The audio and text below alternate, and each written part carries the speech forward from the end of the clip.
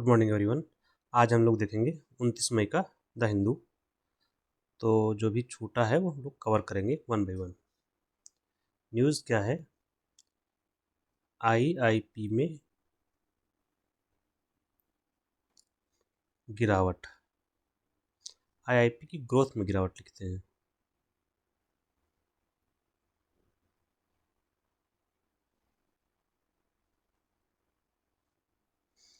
Growth rate में गिरावट 8 महीने के निचले स्तर पर है। ठीक है, ये है आपका न्यूज़। हमें इसमें पता होना चाहिए आईआईपी क्या है, तो हम उसकी ग्रोथ रेट समझ पाएंगे क्या है, उसकी ग्रोथ में गिरावट कैसे हुई। तो पहले हम समझेंगे आईआईपी। बाकी ये समझने लायक उसमें है नहीं, वो तो समझ जाओगे इसको समझने के बाद। आईआईपी क्या होता है? इंडस्ट्रियल इंडेक्स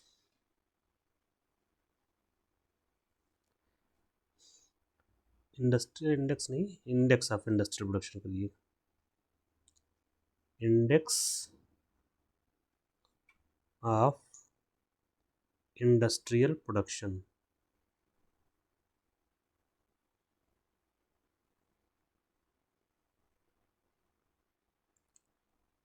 ये हो गया आईआईपी। एक सूचकांक है। एक बात तो क्लियर हो गई ना, इंडेक्स का मतलब क्या होता है? सूचकांक। इसको जारी कौन करता है? ये जारी करता है एनएसओ, इसके आंकड़े जारी करता है। और एनएसओ क्या है? National statistical office. NATIONAL national statistical office, राष्ट्रीय सांख्यिकी कार्यालय। और ये कौन सी मंत्रालय के अंडर में काम करता है?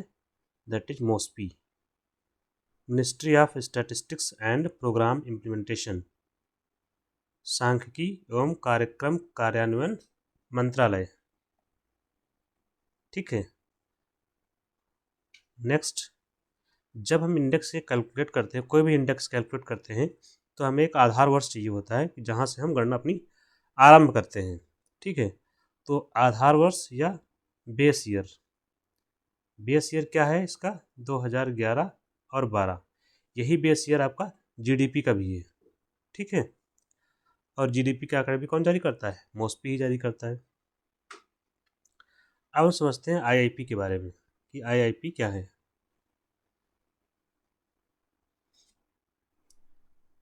Index of industrial production. इससे हमें पता क्या चलता है? यह हमें जानकारी देता है आर्थिक गतिविधियों में जो परिवर्तन हो रहा है, industrial activity. Index of industrial production ना परफॉर्मेंस का, तो औद्योगिक उत्पादन में, जो इसका नाम है उसी से हम निकालने का प्रयास करेंगे। औद्योगिक उत्पादन में होने वाले परिवर्तन को नापता है ये। होने वाले परिवर्तन को या चेंज, कि उसमें कितना चेंज आ रहा है, उसको नापता है, होने वाले परिवर्तन को। और औद्योगिक उत्पादन जो होता है उसके लिए एक शब्द यूज कर सकते हैं, आर्थिक गतिविधियां। क्योंकि इंडस्ट्रियल एक्टिविटी जो होती है या इंडस्ट्रियल प्रोडक्शन है वो आर्थिक गतिविधि ही तो है। तो कभी कभी आपको ये भी मिलेगा, तो शब्दों से घबराना नहीं है।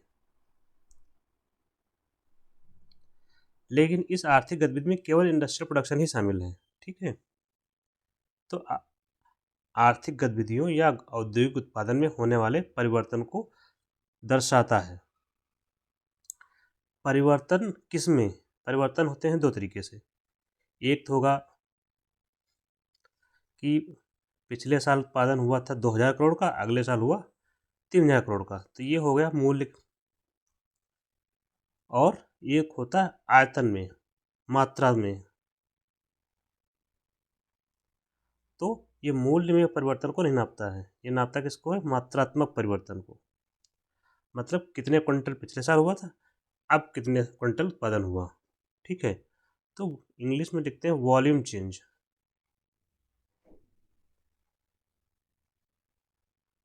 It measures change in the volume of industrial production या इंडस्ट्रियल प्रोडक्ट। औद्योगिक उत्पादन होगा तो किसका उत्पादन होगा, औद्योगिक उत्पादों का। तो ये मेजर करता है। अब इसके हम देखते हैं घटक क्या हैं, सेक्टर्स क्या हैं।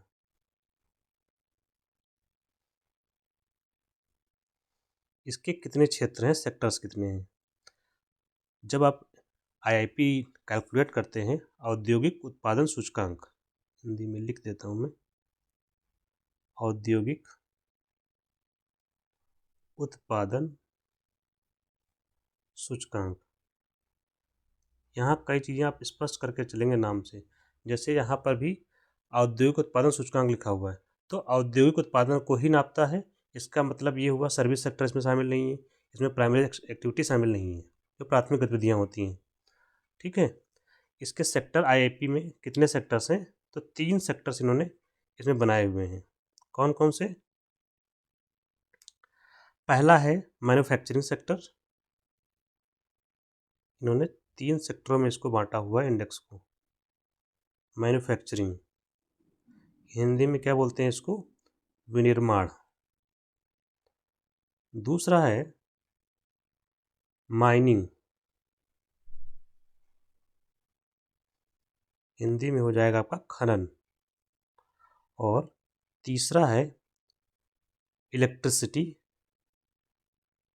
या विद्युत। ठीक है, तो ये आईआईपी के अंदर 3 सेक्टर्स हैं और इनको अलग अलग वेटेज दे रखा है, भारांश। वेटेज का मतलब भारांश, कितना कितना भारांश है आपको याद होना चाहिए, और सबसे ज़्यादा और सबसे कम किसका है वो याद होना चाहिए। तो सबसे ज़्यादा है मैन्युफैक्चरिंग का, कितना, 77.6%। माइनिंग का 14.4%। और इलेक्ट्रिसिटी का 7.9%। ठीक है, तो कितना हो गया, 15%, 22, और 22 70 92, 7.9, तो लगभग ठीक है। पॉइंट के बाद का डिफरेंस आता है तो आप इतना याद रखेंगे। ठीक है, ये हो गए सेक्टर्स का जो इनका भारांश है। अब इसके आगे आपको क्या याद रखना है, ये जो दिए हुए हैं मैन्युफैक्चरिंग, माइनिंग और इलेक्ट्रिसिटी, ये तो हमने भारांश देख लिया। इसमें जो और सेक्टर, सब सेक्टर शामिल हैं, और कौन कौन से क्षेत्र हैं, तो उनके बारे में देखते हैं। तो इसमें सेक्टर्स के बारे में अगर देखते हैं, तो जो आपका क्या नाम है आईआईपी है, एक तो क्लासिफिकेशन ये हो गया, दूसरा होता है कि आईआईपी में कोर सेक्टर शामिल है, कोर सेक्टर भी शामिल है, कोर सेक्टर भी शामिल है। तो कोर सेक्टर में कौन कौन आता है, जो इन मैन्युफैक्चरिंग, माइनिंग और इलेक्ट्रिसिटी में शामिल है। कोर सेक्टर में 8 क्षेत्र हैं। कितने हैं, 8। तो 8 में पहला कौन सा है,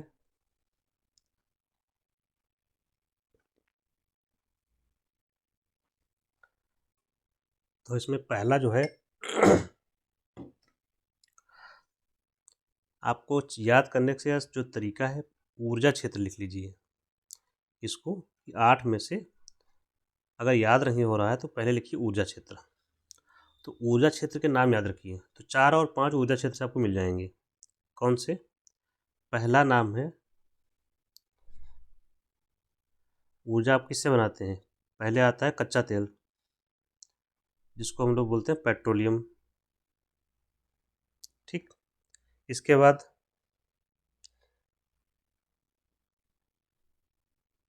कच्चा तेल आता है, तो वो रिफाइनरी में जाता है, तो रिफाइनरी में जाता है तो क्या बनता है, रिफाइनरी प्रोडक्ट, रिफाइनरी से निकलते हैं रिफाइनरी के उत्पाद। इसमें क्या आता है, डीजल पेट्रोल वगैरह आपका शामिल है। ठीक, इसके अलावा जब कच्चा तेल का उत्पादन हो रहा होता है तो उसके साथ एक गैस निकलती है जिसको हम लोग नेचुरल गैस कहते हैं, ये भी तो यूज होती है ऊर्जा में। ठीक, चौथा, कोयला भी यूज करते हैं हम लोग ऊर्जा में, करते हैं कि नहीं? करते हैं। और ऊर्जा में आप यूज करते हैं इन कच्चा तेल, कोयला, गैस सबका यूज करके क्या बनाते हैं, विद्युत। तो ये 5 तो हो गया आपके ऊर्जा से जुड़े हुए। अब बाकी बचे 3। 3 में एक हो जाएगा आपका स्टील। ठीक, और एक हो जाएगा आपको सीमेंट, और 8वां हो जाएगा उर्वरक। उर्वरक क्यों जरूरी है? क्योंकि प्राइमरी सेक्टर में यूज होती है, कृषि में, है ना। तो ये आपसे पूछ सकता है कि कोर सेक्टर में कौन कौन शामिल है, तो ये 8वां आपको याद होने चाहिए। ऐसे भी पूछ सकता है कोर सेक्टर में कौन शामिल नहीं है, तो भी याद होगा तभी बता पाएंगे। तो एक आइडिया, ऊर्जा से जुड़ा हुआ 5 लोग हैं, तो याद रखेंगे इसको। कभी कभी इसमें परसेंटेज का पूछ लिया जाता है, तो कोर सेक्टर का जो परसेंटेज है टोटल इसमें इंडेक्स ऑफ इंडस्ट्रियल प्रोडक्शन में, वो कितना है, 40.27%। ये भी याद रखेंगे कि इंडेक्स ऑफ इंडस्ट्रियल प्रोडक्शन में कोर सेक्टर की हिस्सेदारी 40.27% है, बाकी चीज़ें 60% में शामिल हैं। तो ये हो गया आपका इंडेक्स ऑफ इंडस्ट्रियल प्रोडक्शन के बारे में। अभी इसमें जो आंकड़े आए हैं हमारे लिए कुछ ज़रूरी नहीं है, इसमें हमें सिर्फ ये पता होना चाहिए था। तो 8 महीने के 8 मंथ के लो लेवल पर है जो आंकड़े आए हैं अप्रैल के। अगेन याद नहीं करना है आपको। ये कैसे दिखाते हैं, ईयर ऑन ईयर चेंज आता है। कैसे? पिछले साल अप्रैल 2024 में कितना था, अप्रैल 2025 में कितना था। अप्रैल 2024 में मान लीजिए जो भी हुआ हो उत्पादन XYZ, तो उस अप्रैल 2025 के जो आंकड़े आए हैं वो अप्रैल 2024 से तुलना करेंगे। ठीक है, जब मई के आंकड़े आएंगे तो मई 2024 से मई 2025 में कितना अंतर आया, इसी को बोलते हैं year on year change. GDP में भी यही हम लोग करते हैं। तो कभी कभी यही पूछा गया है कि ईयर ऑन ईयर चेंज क्या होता है, तो पिछले वर्ष की तुलना में इस वर्ष में कितना बदलाव हुआ। तो यहाँ मंथ टू मंथ चलेगा, फिर क्वार्टर टू क्वार्टर, फिर ईयर टू ईयर। ठीक है, तो ये हो गया आपका index of industrial production. Next है, नेक्स्ट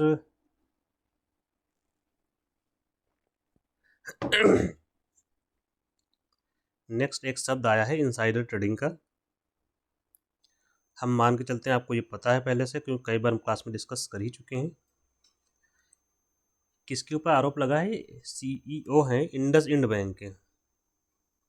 आरोप नहीं लगा है, इनके ऊपर कार्रवाई भी हो गई है। इंडस इंड बैंक के एक्स सीईओ मतलब पूर्व। कारण कार्रवाई के कौन करेगा इनसाइडर ट्रेडिंग पर? सेबी करेगा। तो इनसाइडर ट्रेडिंग क्या होता है कि जैसे स्टॉक मार्केट है, ये स्टॉक मार्केट है, तो बाजार है, मार्केट तो है ही। किसका बाजार है? स्टॉक का। मतलब यहाँ पर क्या होता है, शेयरों की क्रय बिक्री होती है, शेयर्स की खरीदारी और बेचदारी। मतलब खरीदना और बेचना होता है, बाजार है तो खरीदना बेचने का काम होता ही है। बाजार में क्या खरीदा जा रहा है ये जरूरी है। तो स्टॉक मार्केट में क्या खरीदते हैं? शेयर्स।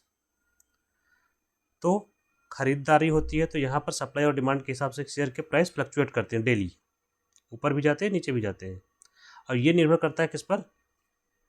बहुत सारी सूचनाओं पर, कंपनी की स्थिति क्या है।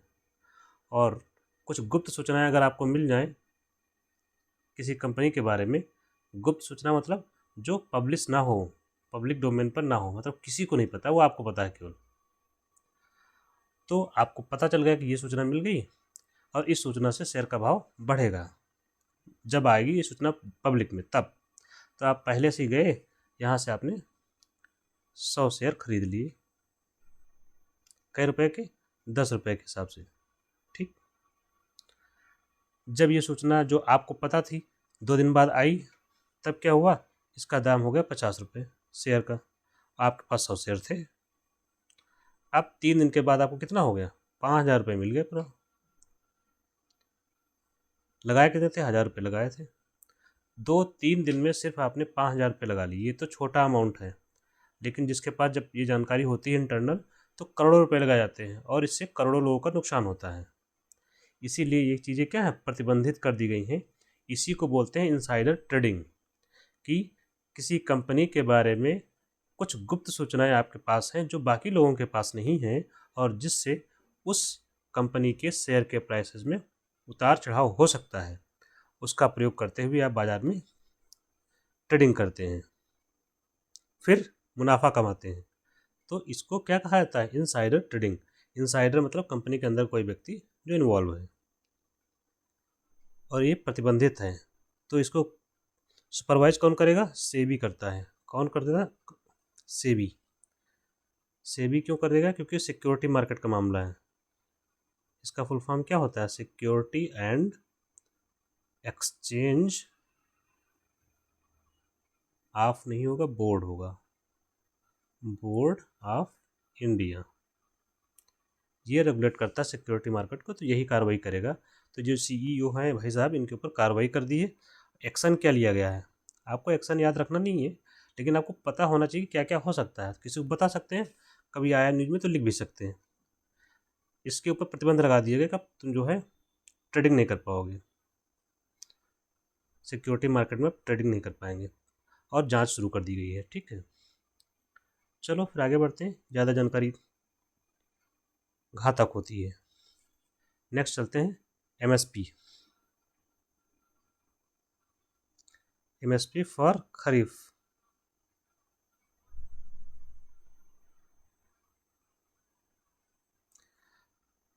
सरकार के द्वारा खरीफ फसलों का एमएसपी जारी किया गया है। तो पहले हम समझ लेते हैं कि खरीफ फसलें क्या होती है, तब एमएसपी समझते हैं। दो बातें हैं यहाँ पर, या तो एमएसपी समझे पहले, या फिर खरीफ फसल। तो पहले सरल ही समझ लेते हैं कि खरीफ फसल क्या होता है। तो सरकार ने जो जारी किया है एमएसपी, 14 फसलों का जारी किया है। 14 कौन सी, खरीफ की। तो आपको फसलों के नाम पता हो तो आप ये भी लगा पाएंगे, जब क्वेश्चन आता है कि निम्न में से कौन सी फसल खरीफ फसल है, कौन सी नहीं है, तो 14 फसलों के सरकार ने जारी किए हैं। तो नाम कम से कम पता कर लेते हैं। एक तो हो गया धान, ज्वार, बाजरा, मक्का प्लस रागी।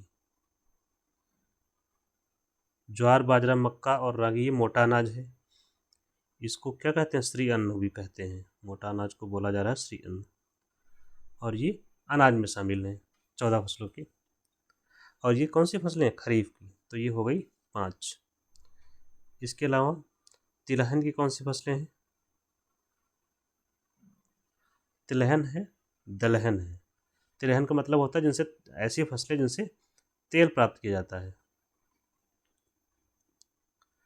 तो तिलहन में आपकी फसलें जैसे आ जाएंगी,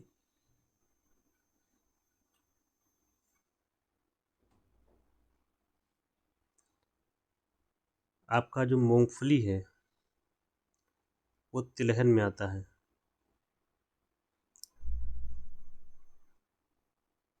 तिल, राम तिल,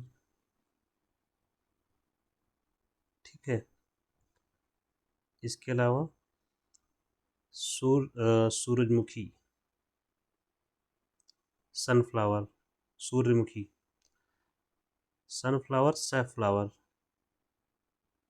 सैफ्लावर क्या होता है आप लोग देख लीजिएगा। तो ये हो गया कुछ तिलहन की फसलें। दलहन में दाल में इनके पास इस जो खरीफ की फसल हुआ है इसमें जो घोषित हुई है, एक तो अरहर है और दूसरा मूंग। तो ये कुछ फसलें हमने बता दी 14 में से, प्लस वाणिज्यिक फसलों में ये क्या है आपका कॉटन और कोपरा, नारियल जिसको बोलते हैं। तो ये फसलें हैं।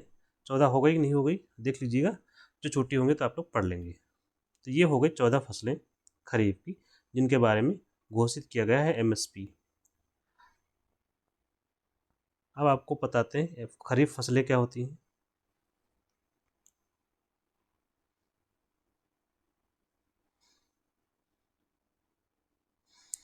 खरीफ फसलें कब बोई जाती हैं? भारत में कितनी फसलें हैं? दो, एक रबी की एक खरीफ की। हम खरीफ की चर्चा कर रहे हैं। खरीफ की फसलें ये इसी समय बोई जाती हैं, जो महीना चल रहा है जून जुलाई के महीने में बोते हैं इसको। जून जुलाई में बुआई करेंगे और नवंबर दिसंबर में कटाई करते हैं।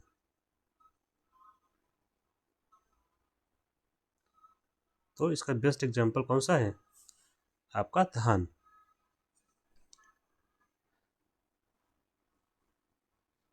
तो तीन, लगभग मान चलिए 4 महीने के आसपास का समय लगता है इसमें।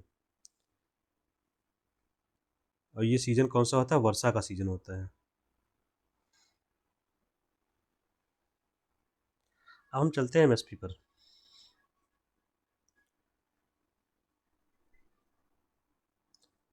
एमएसपी क्या होता है? मिनिमम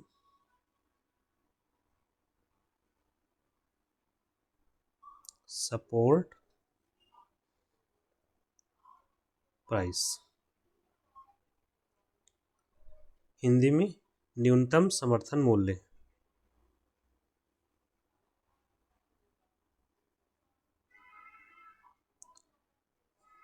न्यूनतम समर्थन मूल्य, इसकी घोषणा कौन करता है? देखिए यहाँ दो चीज़ें आती हैं, एक रिकमेंडेशन, एक अप्रूवल।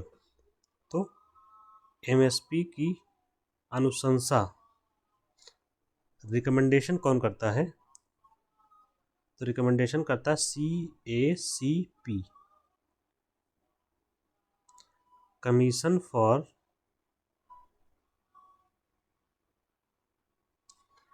एग्रीकल्चरल कास्ट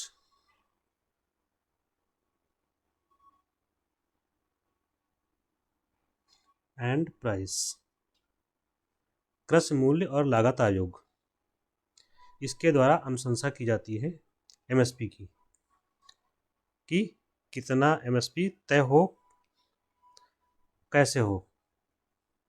ठीक है।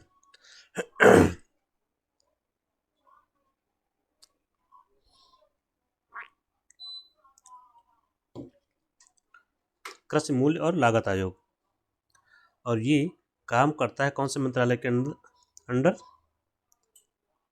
कृषि मंत्रालय। पूरा नाम क्या है? कृषि और किसान कल्याण मंत्रालय। उसके अंडर में काम करता है। अंडर का मतलब एडमिनिस्ट्रेटिव कंट्रोल।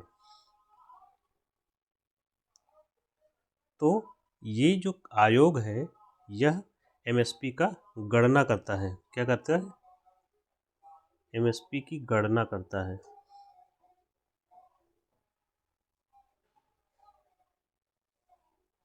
और गणना करते समय कई चीज़ों को ध्यान में रखता है, जैसे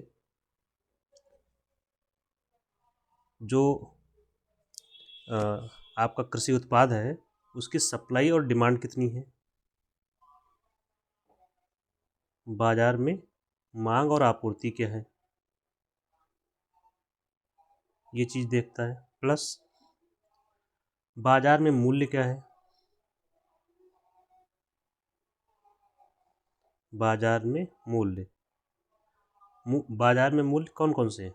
घरेलू बाजार में भी और अंतर्राष्ट्रीय बाजार में, दोनों जगहों पर देखता है। और इसके अलावा inter crop parity, inter crop parity, दो फसलों के बीच में समांतर बनाना, समता बनाना, कि किसी का ज़्यादा ना हो, लाभ सबको बराबर से मिले, सभी फसलों को। तो ये कुछ पैमाने हैं जिसके आधार पर ये गणना करता है, इनको भी शामिल करता है। जब ये गणना करता है तो गणना करने के क्रम में प्रयोग करता है क्या? लागत की गणना।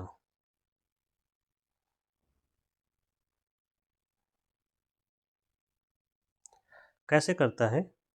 इसके लिए 3 फार्मूले इन लोगों ने बना रखे हैं। एक को बोलते हैं A2, दूसरा होता है A2 प्लस FL, तीसरा होता है C2। C2 में C के बाद 2 बड़ा लिखेंगे, C2। इस समय सरकार जो घोषणा करती है, ये जो कैलकुलेट करता है, कि सरकार कहती है ना 1.5 गुना जितना किसान लागत लगाता है अपने धान की फसल उगाने में, किसी फसल को उगाने में, उस लागत का 1.5 गुना सरकार दाम देती है, न्यूनतम, कम से कम 1.5 गुना देती है। तो वो A2 प्लस FL का देती है सरकार, याद रखेंगे, पूछा जाता है। ठीक है, A2 क्या है? A2 में कौन कौन सी कास्ट शामिल है? A2 का मतलब इसमें इनपुट, जो इनपुट कास्ट है सरकार वो किसानों की, उसको शामिल करते हैं। आगत लागत,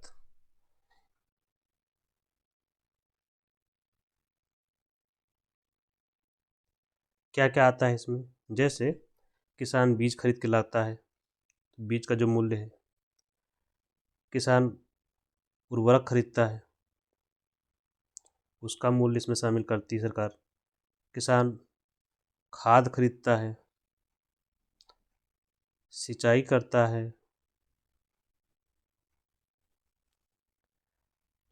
इसके अलावा डीजल पेट्रोल लगाता है, उसमें जो पेट्रोल से पंप से सिंचाई करता है, तो पेट्रोल नहीं लगता होगा तो डीजल तो लगता ही है ना। तो ये चीज़ें शामिल करता है। बाहर से लेबर मंगवाता है तो उसका पेमेंट जो करता है, तो ये सब चीज़ें इसमें शामिल है इनपुट कास्ट में। लेकिन यहाँ पर आपने देखा होगा गांव में कि लेबर तो आते हैं बाहर से, लेकिन घर के लोग भी काम कर रहे होते हैं। तो जो घर के लोग काम करते हैं उनकी कीमत को शामिल नहीं करता है A2, to be noted exactly. जो घर के लोग काम करते हैं उनका का मूल्य शामिल नहीं, घर के लोगों का श्रम मूल्य शामिल नहीं होता है इसमें, लेबर कास्ट शामिल नहीं। तो यहाँ पर देखिए A2 मतलब ये सारा इसमें शामिल है यहाँ पर, प्लस FL का मतलब है फैमिली लेबर, पारिवारिक श्रम, फैमिली लेबर, पारिवारिक श्रम। तो फैमिली लेबर का मतलब यही है कि घर के लोग जो खेती में काम कर रहे हैं उनको, उनका जो मूल्य है, उनको जो लेबर का जो प्राइस है वो भी शामिल किया जाता है, और उसका 1.5 गुना करके सरकार आपको MSP घोषित करती है, जो इस समय घोषित कर रही है। नेक्स्ट है C2। C2 की रिकमेंडेशन की थी स्वामीनाथन आयोग ने कि इसके आधार पर किसानों को दिया जाना चाहिए MSP। MS स्वामीनाथन आयोग किसान आयोग था, उसके अध्यक्ष थे ये। C2 में क्या शामिल किया है? C2 is equal to A2 भी शामिल होगा ही होगा इसमें, और FL भी है, प्लस जो किसान की भूमि होती है, ये मान लीजिए किसान की भूमि है, यहाँ इसने अपनी खेती की, तो किसान की अगर ये अपनी भूमि, इस पर भूमि के बदले क्या दिया जाता है? रेंट। मतलब कोई अगर खेती करता है, किराए पे लेता है, तो भूमि अगर किराए पे ले रहा है यूज करने के लिए, तो उसके बदले क्या देगा? रेंट, जिसको बोलते हैं लगान। मूवी तो आपने देखी होगी। तो किसान की जब भूमि अपनी होती है तो वो लगान तो किसी को भरता नहीं है, लेकिन कास्ट तो है उसकी, तो ये लगान को भी इसमें शामिल किया जाता है। एग्रीकल्चर लैंड की रेंट को शामिल करते हैं। शामिल करना भी चाहिए। प्लस जो हमारे किसान ट्रैक्टर, जो मशीनरी होती है उसमें भी पूंजी लगी होती है, अगर वो बाहर से काम करवाए तब तो देना पड़ेगा। तो जो खुद की मशीनरी किसान की होती है उस पर, इसका मतलब कैपिटल, तो कैपिटल पर जो उसको भुगतान मिलना चाहिए उसको इसमें शामिल किया जाता है C2 में। तो ये हो गया पूरा लागत कैसे कैलकुलेट होती है। यहाँ से क्वेश्चन काफ़ी पूछा जाता है, तो याद रखेंगे। Commission for agriculture cost and price, इसकी स्थापना कब हुई थी? पहले बोलते थे इसको कृषि मूल्य आयोग 1965 में, और फिर 85 में इसका नाम आ गया ये वाला जो इसमें हम पढ़ रहे हैं। ठीक, अब ये इस तरह से करके गणना करता है फसलों की और अनुशंसा करता है। अब आप सोचिए, अनुशंसा करता है किसको? ये अनुशंसा किसके पास आएगी? रिकमेंडेशन मतलब इसने एक पेपर तैयार किया ये, ठीक, इसमें धान का सब लिख दिया, हर चीज़ का कितना कितना हमारे साथ बना। ये पेपर आएगा cabinet committee on economic affair CCEA। ये क्या हुआ? Cabinet committee on economic affair, आर्थिक मामले, ये आर्थिक मामला ही तो है। देखिए कैबिनेट कमेटी होती है, जैसे cabinet committee on economic affair, cabinet committee on security affair, security, ठीक है, appointment, cabinet committee on appointment, ये कमेटीज होती हैं जिसमें कैबिनेट के सदस्य होते हैं, मंत्री। तो ये होती है cabinet committee on economic affair के पास आता है क्या? जो CACP ने रिकमेंडेशन दी, फिर ये क्या करता है? अनुमति देता है, अनुमति देता है या अनुमोदन करता है। इसके बाद जो ये अनुमोदन कर देगा वही हो जाता है MSP। तो यहाँ पर आपसे कई बार सवाल पूछा जाता है कि मिनिमम सपोर्ट प्राइस या न्यूनतम समर्थन मूल्य का अनुमोदन कौन करता है? तो आप बताइए। CCEA। अनुशंसा कौन करता है? CACP। गणना कौन करता है? CACP। वो वही करेगा। तो MSP यहाँ पे घोषित हो गया। Now come to the point. MSP कब घोषित होता है? बुआई से पहले या बुआई के बाद या बुआई के दौरान? तीन बातें हैं।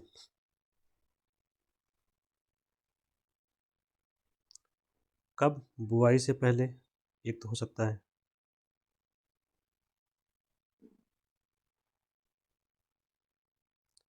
या बुआई के बाद,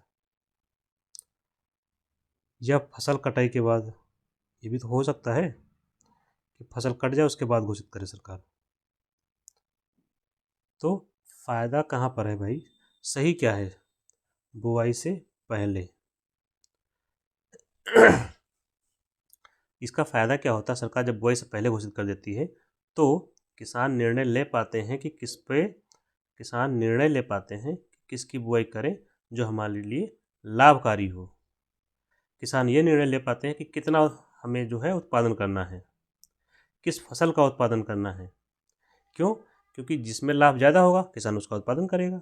लाभ किसमें ज़्यादा होगा? जो सरकार ने MSP घोषित किया है। ठीक, कब घोषित होता है? बुआई से पहले। किन फसलों को घोषित करता है? देखिए रबी और खरीफ दोनों की, रबी में भी आएगा और खरीफ में भी आएगा। तो सरकार रबी की फसलों को और खरीफ दोनों ही फसलों की MSP घोषित करता है। Now come to the point.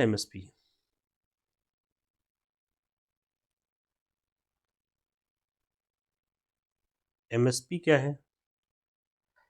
इसको तो हिंदी में पहले लिखो, न्यूनतम समर्थन मूल्य।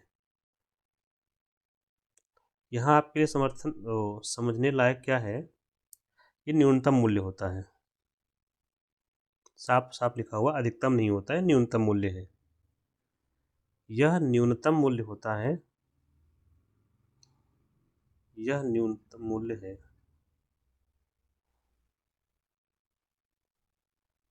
जिस पर सरकार कौन सी केंद्र की और सरकार की तरफ से कौन, फूड कॉर्पोरेशन ऑफ इंडिया और कुछ अलग संस्थान जो भी होते हैं, जिस पर सरकार किसानों से फसलों की खरीद करती है।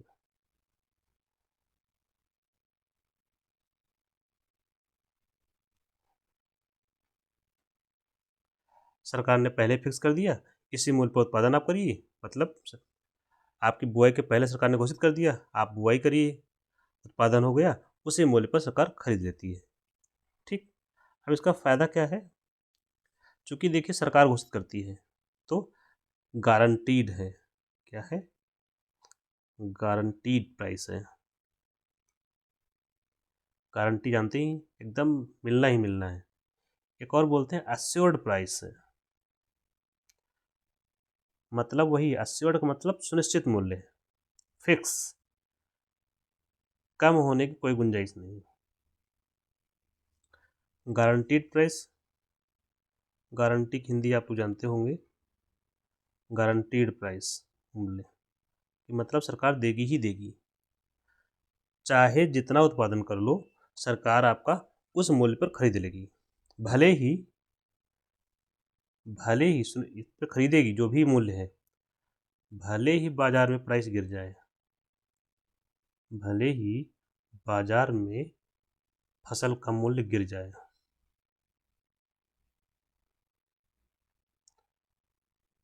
तो इससे फायदा क्या होगा किसानों को, किसानों को लाभ होगा। तो किसान क्या रहेंगे, किसानों को सुरक्षा रहेगी, किसानों को सुरक्षा किस चीज़ से, कि भैया उत्पादन ज़्यादा हो गया तो कोई खरीद ही नहीं रहा है, तो उसका जो फसल है वो सस्ते दाम में बिकेगा या तो बर्बाद हो जाएगा। तो सरकार ने यहाँ गारंटी दे दी है कि आप कितना भी उत्पादन करिए, हम इस प्राइस पर आपका सारा सामान खरीद लेंगे, सारी फसल खरीद लेंगे। तो ये क्या है, गारंटीड प्राइस है, अश्योर्ड प्राइस है, बात एक ही बात है, अश्योर्ड मतलब सुनिश्चित, भले ही बाजार का मूल्य उसके नीचे चला क्यों ना चला जाए। तो किसानों को सुरक्षा मिलती है किस चीज़ से, गिरते हुए मूल्य से। बाजार में प्राइस गिर गया तो गिरते हुए मूल्य से सिक्योर है वो, कि भाई गिरे तो गिरे, अपने को क्या, अपने को सरकार को भेज देना है। ठीक। तो कभी कभी आपको एक टर्म यूज़ करके आते हैं, इंश्योर्ड प्राइस है, तो इंश्योर्ड भी तो है, इंश्योर्ड का मतलब क्या, पक्का। ठीक है, शब्द वही है, भाव समझिएगा आपको सब समझ में आएगा। ठीक है। तो किसानों को सुरक्षा है तो किसानों को क्या मिलता है, उनको अपनी फसल का जो मूल्य है वो मिल जाता है, फसल का वास्तविक मूल्य। और वास्तविक मूल्य कैसा होगा, लाभकारी भी तो होना चाहिए, लाभकारी मूल्य प्राप्त होता है। तो ये है एमएसपी का उद्देश्य, जिससे किसानों को लाभ होता है। एक बात यहाँ याद रखेंगे, सरकार के द्वारा जो एमएसपी घोषित किया जाता है, किस पर घोषित करती है सरकार, A2+FL पर, और A2+FL का 1.5 गुना, मतलब A2+FL मान लीजिए 1000 रुपये निकला तो उसको 1.5 गुना करती है सरकार, 1500 रुपये फिक्स कर दिया जिस भी फसल का हो। ठीक, मतलब न्यूनतम 1.5 गुना, इससे ज़्यादा भी है कुछ फसलों में। ठीक है, तो ये हो गया आपका एमएसपी और इसका पूरा खेल। नेक्स्ट चलते हैं।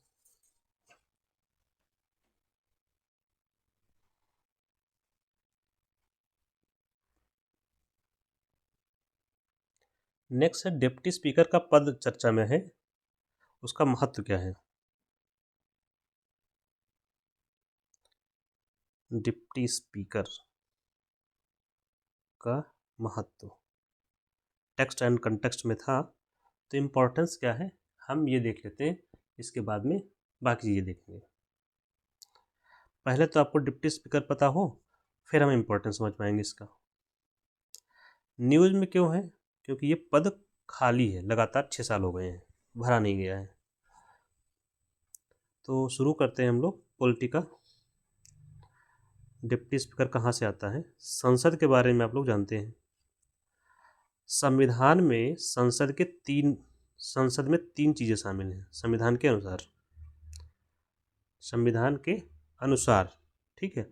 अदरवाइज संसद बोलते हैं तो लोकसभा और राज्यसभा शामिल है। तो हम संविधान के हिसाब से पढ़ रहे हैं तो लोकसभा, राज्यसभा और राष्ट्रपति, ये तीन चीज़ें संसद में शामिल हैं संविधान के अनुसार। लोकसभा में कितने सदस्य हैं? 550, है ना। तो जितने भी सदस्य हैं, इन सदस्यों के लिए मैनेजमेंट करने के लिए दो पद यहाँ बनाए गए हैं लोकसभा में। एक होता है स्पीकर, जिसको बोलते हैं लोकसभा अध्यक्ष, और दूसरा होता है डिप्टी स्पीकर, लोकसभा उपाध्यक्ष। ऐसे ही राज्यसभा में दो पद हैं ऐसे, एक बोलते हैं सभापति, दूसरे को बोलते हैं उपसभापति। इंग्लिश में ये हो जाते हैं चेयरमैन,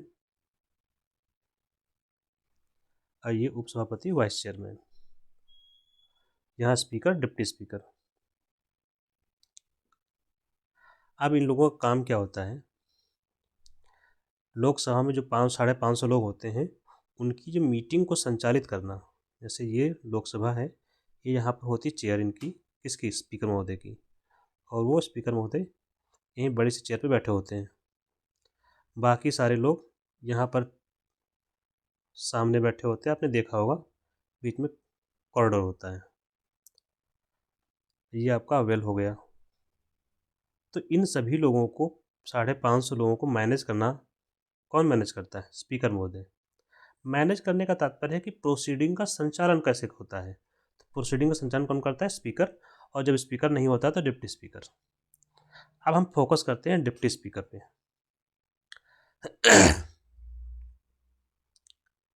चलिए, डिप्टी स्पीकर हमारा केंद्र में है। तो डिप्टी स्पीकर आप समझ गए होता कहाँ पर है और काम क्या होता है। डिप्टी स्पीकर का काम बेसिकली यही होता है कि जब स्पीकर ना हो रहे तो उसके कामों को संचालित करना, यही है उसका काम।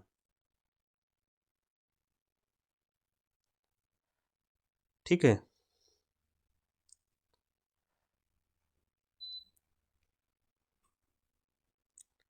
तो डिप्टी स्पीकर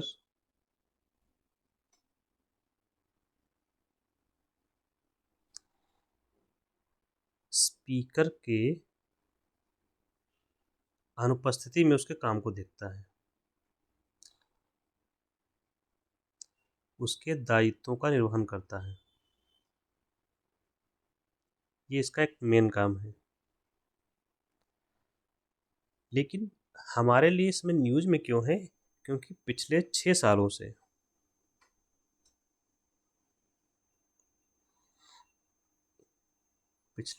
सालों से पद खाली ही पड़ा हुआ है।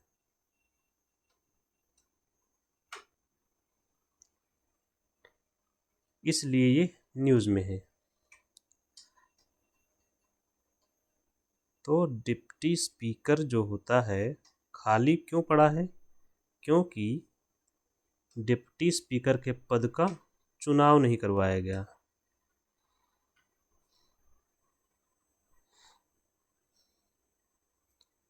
चुनाव नहीं करवाया। तो चुनाव करवाता कौन है? ये चुनाव आयोग का मामला नहीं है, ठीक है। इसके लिए लोकसभा के जो नियम हैं उसमें प्रावधान है कि स्पीकर तय करेगा।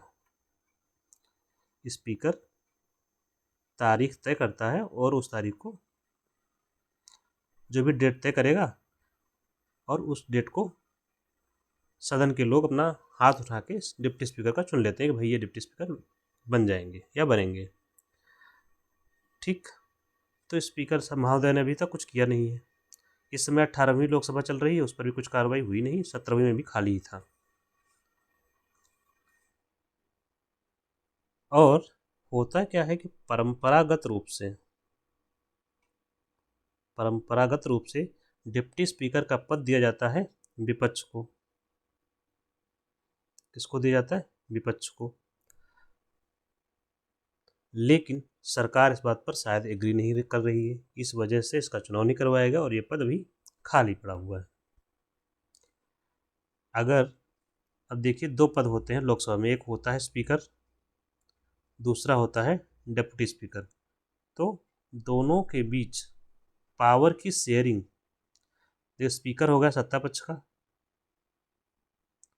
डिप्टी स्पीकर हो जाएगा विपक्ष का, अपोजिशन का। तो देखिए, सत्ता का जो शेयरिंग हो गया, सत्ता पक्ष को भी मिल गई, एक सत्ता है, पावर है, तो पावर का क्या हुआ? बंटवारा हो गया सत्ता पक्ष में और विपक्ष में। तो एक संतुलन बना रहता है। क्या बना रहता है? संतुलन। यही संतुलन भंग हो रहा है। अब ये पद खाली पड़ा हुआ है डिप्टी स्पीकर का,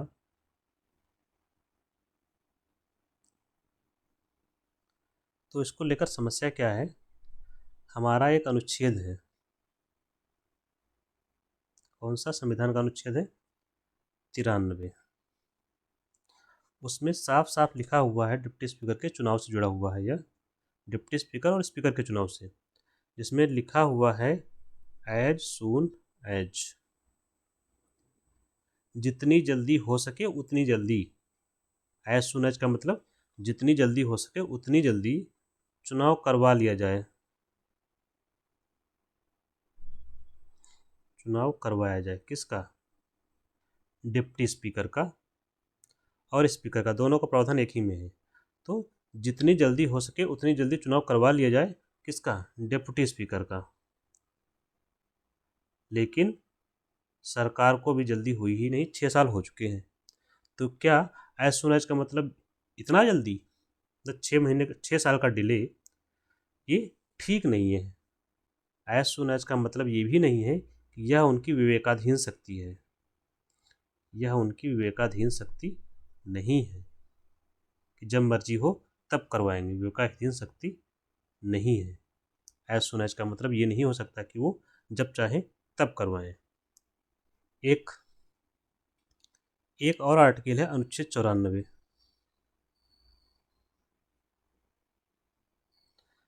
अनुच्छेद 94 कहता है इसमें कि डेप्यूटी स्पीकर का जो पद है वो बना रहेगा। डेप्यूटी स्पीकर अपने पद पर बना रहेगा। कब तक? जब तक कि वह इस्तीफा नहीं देता,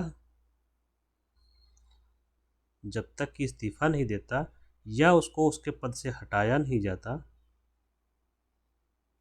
या जब तक वह अयोग्य घोषित न हो जाए, डिस्क्वालिफाइड। तो अनुच्छेद 94 यह बताता है कि डिप्टी स्पीकर अपने पद पर तब तक बना रहेगा जब तक वह इस्तीफा नहीं देता है, हटाया नहीं जाता या अयोग्य घोषित नहीं होता। ठीक, ये हो गया आपका अनुच्छेद 94। एक और आर्टिकल है, उसका नाम है अनुच्छेद 95,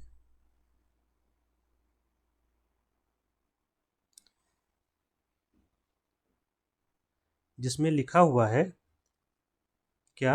डेप्यूटी स्पीकर को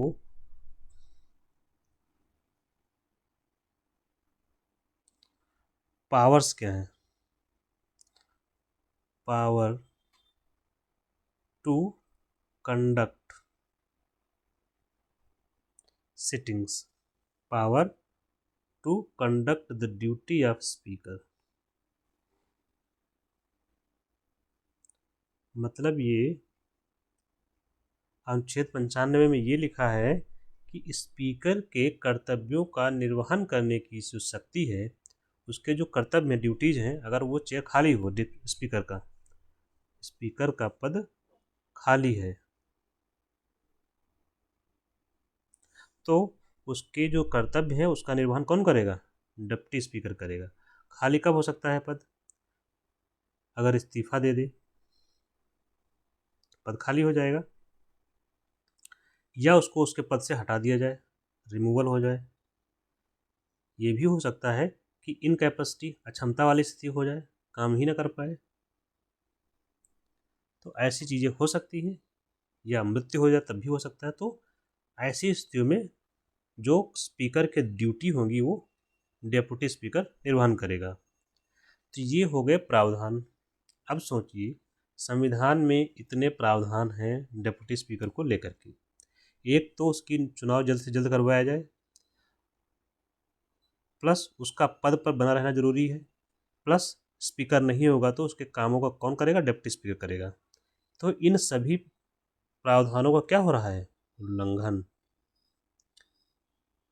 इन प्रावधानों का उल्लंघन का मतलब हुआ संविधान का उल्लंघन हो रहा है, मतलब संविधान की भावना से संविधान का उल्लंघन। तो ये ठीक नहीं है, संविधान के अनुसार नहीं है, संविधान सम्मत नहीं है कि डिप्टी स्पीकर का पद खाली रहे, क्योंकि संविधान में स्पष्ट रूप से इन चीज़ों के बारे में लिखा गया हुआ है। क्योंकि काफ़ी दिनों से खाली चल रहा है, 17th लोकसभा से खाली चल रहा है। पिछली लोकसभा वाला जो हुआ था 17th लोकसभा का चुनाव 2019, तब से लेकर अब तक पद एक खाली ही चल रहा है। पद पर चुनाव करवाया ही नहीं गया। तो ये यहाँ पर समस्या है डेप्यूटी स्पीकर के पद को लेकर के। तो यहाँ पर जो आपको मेन बातें याद रखनी है, एक तो डिप्टी स्पीकर का काम होता है स्पीकर की अनुपस्थिति में सदन की कार्रवाई का संचालन करना, और जब डिप्टी स्पीकर स्पीकर का काम कर रहा होता है तब उसे सभी शक्तियाँ प्राप्त होती हैं स्पीकर की। ठीक। दूसरा, डिप्टी स्पीकर का पद परंपरागत रूप से, टू बी नोटेड, परंपरागत रूप से, ऐसी परंपरा है, कहीं लिखा नहीं है। परंपरागत रूप से किसको दिया जाता है? विपक्ष को।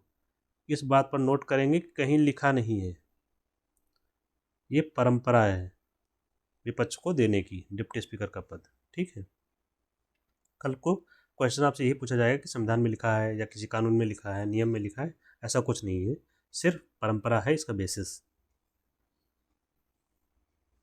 तो ये हो गया डिप्टी स्पीकर के बारे में जो थोड़ा सा कंट्रोवर्सी चल रही है, पद जो खाली है डिप्टी स्पीकर का। ठीक है। इसके बाद हम लोग देखते हैं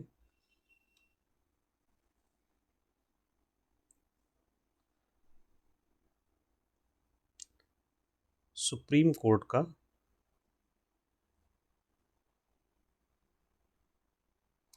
पॉक्सो पर जो फैसला आया है वो देखते हैं। क्या है फैसला? ब्रीफ में सिर्फ आप समझ लीजिए कि है क्या जो हमें समझना है।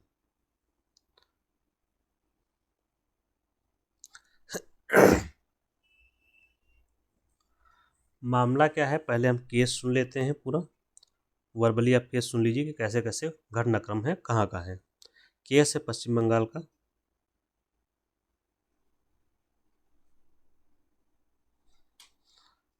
और पॉक्सो जो एक्ट है वो किससे डील करता है? बच्चों से। तो पश्चिम बंगाल में एक 13 साल की बच्ची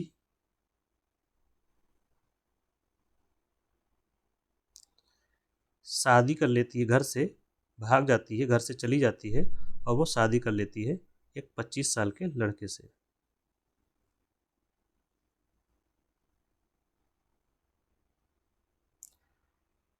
इसकी माँ, लड़की की माँ FIR करती है और केस चलता है।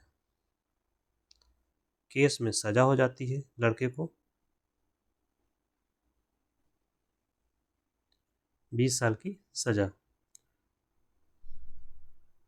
सजा आपको याद नहीं रखनी, सिर्फ स्टोरी समझिए क्या है।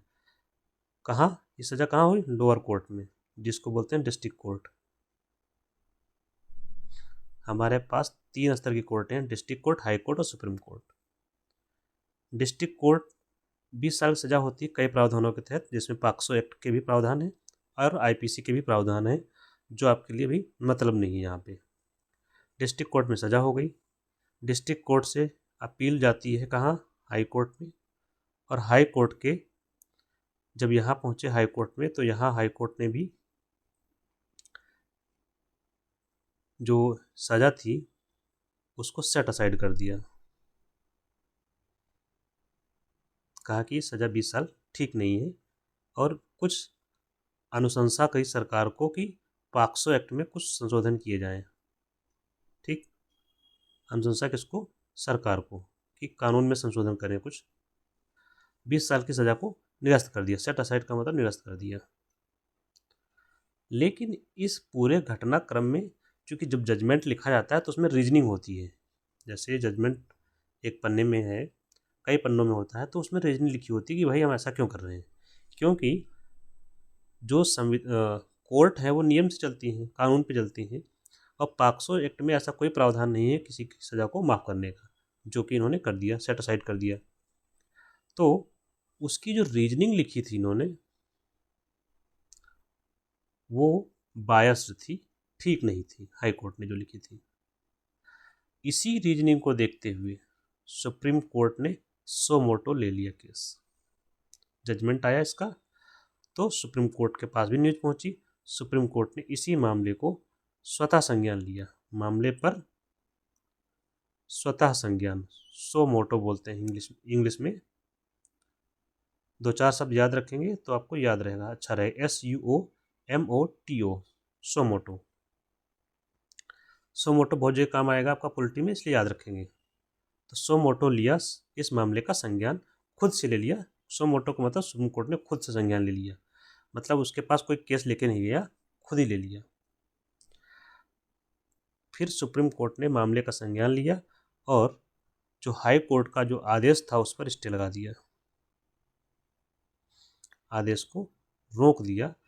रोका क्या, विशेष रूप से उसमें जो रीजनिंग थी वो बहुत ठीक नहीं थी, और सज़ा पर भी रोक लगा दी। दोनों चीज़ें रोक दी। 20 साल की सज़ा पर भी रोक लगा दी। और रोक लगाने के बाद मामला इन्होंने कमेटी को भेजा था। कमेटी ने रिपोर्ट दी जिसमें कहा गया कि बच्ची के साथ जो हो रहा है बहुत समस्या हो रही है। रिपोर्ट क्या थी कमेटी ने जो दी थी, और सुप्रीम कोर्ट ने भी कहा रिपोर्ट ये थी उसमें कि बच्ची को बहुत सी कठिनाइयों का सामना करना पड़ रहा है। कठिनाइयों कौन कौन सी? जैसे जेल से छुड़वाने में, अपने पति को जेल से छुड़वाने के लिए वो कठिनाई का सामना कर रही है। उसके पास घर भी नहीं है रहने के लिए, पुलिस ने उसको परेशान कर ही रखा है। लीगल सिस्टम, डिस्ट्रिक्ट कोर्ट से लेकर हाई कोर्ट तक लड़ाई वो लड़ रही है। लीगल सिस्टम ने भी उससे परेशान किया, न्याय मिलने में इतनी देरी, और उसके घर वालों ने उसको छोड़ दिया, सोसाइटी ने भी उसे छोड़ दिया। और इस बीच में जो बच्ची है उसको बच्चा भी है। ठीक है, तो इन सब परिस्थितियों को देखते हुए इन्होंने, कमेटी ने रिकमेंड किया था सुप्रीम कोर्ट को कि इसको जो सज़ा दी गई है उसको माफ़ कर दिया जाए। जो एक्यूज्ड है, लड़का है, उसको जो सज़ा हुई है उसको माफ़ किया जाए, और कुछ इसको आर्थिक सहायता दी जाए लड़की को, ताकि ये अपना जीवन यापन ठीक से चल सके, बच्ची का भी केयर हो सके, क्योंकि बच्चा भी है इन दोनों को एक। ये था पूरा मामला। तो यहाँ तक मामला तो ठीक है, माफ़ करने वाला। ये अभी अनुशंसा की कमेटी ने। अब सुप्रीम कोर्ट माफ़ कैसे करेगा? सारा केस अब यहाँ से शुरू होता है। पॉक्सो एक्ट में प्रावधान है साफ साफ सज़ा का, 20 साल से ज़्यादा, 15 साल से ज़्यादा, और इसमें कोई रियायत नहीं है। सुप्रीम कोर्ट ने अपनी विशेष शक्तियों का प्रयोग किया। कौन सी? अनुच्छेद 142। ये वही अनुच्छेद है जो अभी राज्यपाल के मामले में, जब बिल पर अनुमति जो दी थी राज्यपाल के द्वारा, जो तमिलनाडु का केस था, वहाँ पर भी इसी अनुच्छेद का प्रयोग किया गया था। तो अनुच्छेद 142 प्रावधान क्या है, एक बार समझ लीजिए, हमेशा आपका काम आएगा। ये क्या है प्रावधान? कि संपूर्ण न्याय करने के लिए, कंप्लीट जस्टिस, एक ही टर्म याद रखेंगे, संपूर्ण न्याय या कंप्लीट जस्टिस के लिए सुप्रीम कोर्ट को जो भी सही लगता है वह कर सकता है, वह आदेश दे सकता है। अब इस मामले में सुप्रीम कोर्ट को लगा कि बच्ची के साथ गलत हुआ है, भले ही पॉक्सो एक्ट में प्रावधान है कि उस जो अक्यूज्ड है, जो अपराधी है, उसको सज़ा दी जानी चाहिए, लेकिन बच्ची अभी भी कमिटेड है, कठिनाइयाँ झेल रही है और उसकी जो परिस्थितियाँ हैं बहुत ही यूनिक हैं, बहुत ही क्या बोलते हैं, एक्स्ट्रा ऑर्डिनरी सर्कमस्टांसेस हैं, असाधारण परिस्थितियाँ हैं, असाधारण, और न्याय करने के लिए उसके लिए बहुत आवश्यक है कि अनुच्छेद 142 का प्रयोग किया जाए। तो इन्हीं परिस्थितियों को ध्यान में रखते हुए सुप्रीम कोर्ट ने अपनी विशेष शक्तियों का प्रयोग करते हुए अनुच्छेद 142 के अंतर्गत अक्यूज को जो सजा दी गई थी उसको क्या कर दिया, माफ कर दिया है। मोरल ऑफ द स्टोरी ये है, माफ करने का प्रावधान एक्ट में नहीं था, इसलिए ये बहुत ज़्यादा इंपॉर्टेंट हो गया है, और मामला है पॉक्सो एक्ट का।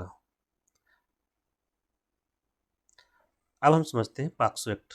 अनुच्छेद 142 आपको याद रखना है यहाँ पे, बाकी तो स्टोरी है, एक घटनाक्रम है, केस स्टडी आपके लिए है जो आप याद रखेंगे। पॉक्सो एक्ट क्या है? प्रोटेक्शन ऑफ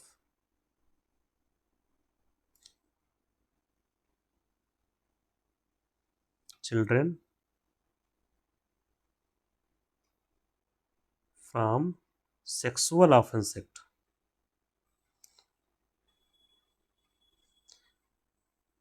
कब का एक्ट है ये? 2012 का। मतलब ये एक्ट इसलिए लाया गया था ताकि बच्चों के खिलाफ होने वाले यौन अपराधों को रोकने के लिए। ठीक, यहाँ पर बच्चा किसे कहा जा रहा है? बच्चा कौन?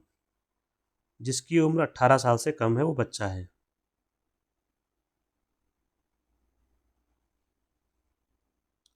अट्ठारह साल से कम उम्र है तो उसे बच्चा माना जाएगा इस एक्ट के अंतर्गत। और जब वो 18 साल से कम है, बच्चा है, तो वह सहमति नहीं दे सकता। क्या नहीं दे सकता? कंसेंट।